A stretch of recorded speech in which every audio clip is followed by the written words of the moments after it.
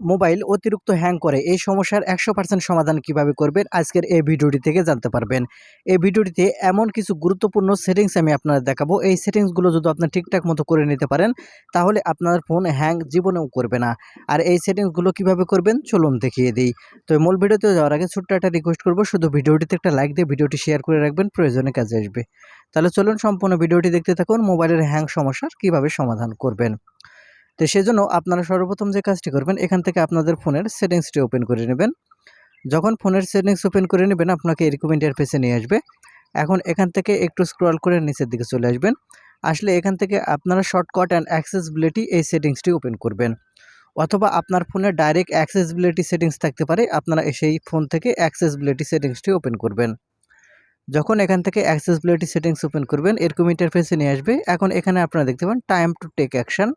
আপনি time to take action এই অপশানের উপর ক্লিক করার পর এখান থেকে 1 মিনিট বা 2 মিনিট এটা যদি হয়ে থাকে তাহলে কিন্তু আপনার ফোন কিন্তু হ্যাং করবে।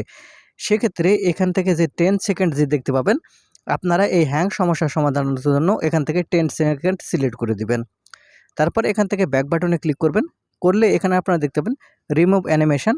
আপনি এই রিমুভ অ্যানিমেশনের এই যে অ্যানেবল বাটনটি আছে, এই রিমুভ অ্যানিমেশনের এই অ্যানেবল বাটনটি অবশ্যই এখান থেকে আপনারা অন করে দেবেন।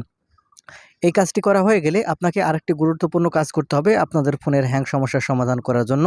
সেজন্য এখান থেকে আপনাদের ফোনের ব্লুটুথ অ্যান্ড ডিভাইস অপশান দেখতে পাবেন।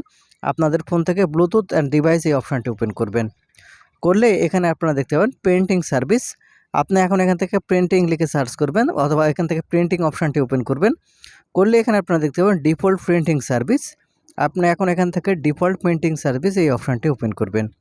করলে দেখেন এখান থেকে এই অ্যানাবল বাটন যদি অন হয়ে থাকে তাহলে এখান থেকে প্রিন্টিং সার্ভিস কিন্তু সব সময় খুঁজতে থাকবে। এক্ষেত্রে আপনার ফোন ঘন ঘন হ্যাং করবে এবং এখান থেকে আপনার ফোন কিন্তু অতিরিক্ত গরমও হবে।